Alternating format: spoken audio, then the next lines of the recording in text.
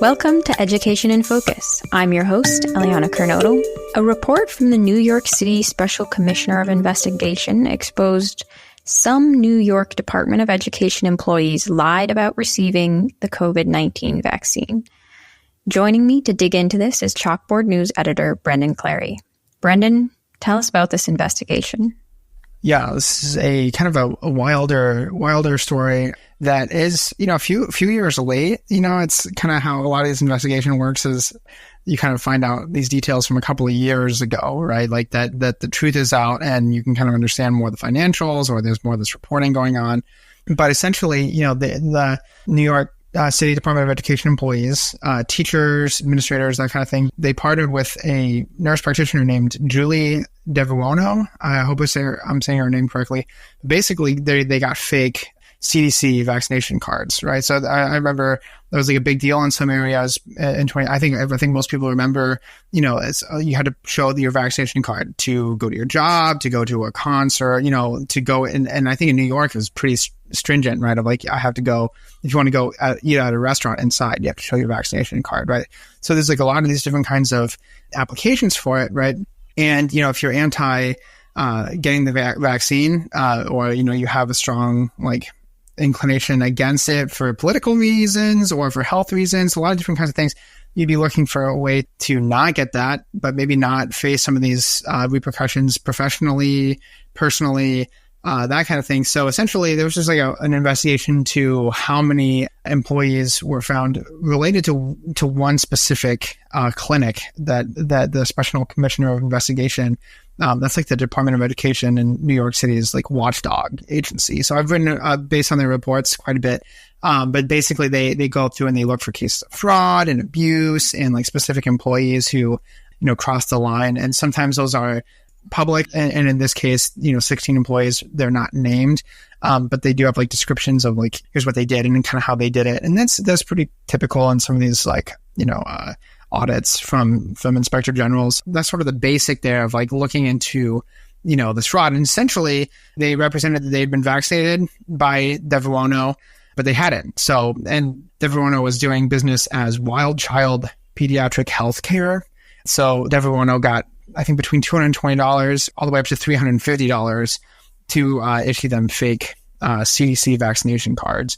And also, I think an important part of that too was to enter information into the New York State Immunization Information System so that, your employer could check on there and make sure that you had actually received your COVID vaccine. And this nurse practitioner, Julie DeVuono, she pled guilty to forging and selling these vaccination records. What's kind of the timeline here? Did the investigation start with her or with the employees? Did one lead to the other? Ultimately, that, first the mayor has to say, okay, let's, announce that there's going to be a mandate. Like every employee has to have the COVID-19 vaccine. And so then there's like that sort of law. And then in the next year, so that's in 2021, in August 2021, then there was like a vaccination portal, requires employees to have that proof. And then DeVuono is arrested in 2022 during a sting operation where police went to the clinic, I believe, and said on multiple occasions, they asked for and received fake CDC vaccination cards in exchange for $220. So they went there and they said, hey, I'd like to have the vaccine, wink, can you make sure that I don't actually get it? I'll give you the money in cash. So they got these four things. And so she was arrested. And then after that, like based on her guilty plea, they were able to go through and see like, okay, how many employees said that they got their vaccinations from Wild Child, the name of the clinic, from DeVuono. And then from there, kind of, cross-referencing some of those records, they found that probably around 100 employees got their vaccination from there. And then it's kind of like, did they actually get their vaccination from there? Didn't they? Like, you can't really tell. But they did find that 16 of them like pretty clearly committed fraud there and said that they had gotten one, but that they hadn't, right? So there are some cases that were more clear than others. Yeah, so with those ones that are kind of unclear, in the report, it does mention that there's these 76 employees who submitted documents alleging they were vaccinated at DeVuono's clinic. Why is it so unclear with them? So most of them just didn't want to be interviewed. So they don't have to comply. That's sort of like the interesting thing with the Special Commissioner investigation. If you don't want to talk to them, it doesn't make you look good, but you also, like, they don't have the force of law behind them. Like, they're not the cops. They can't drag you down to the station and say, like, you have to submit to an interview because we have a warrant. Like, you don't have to talk with them.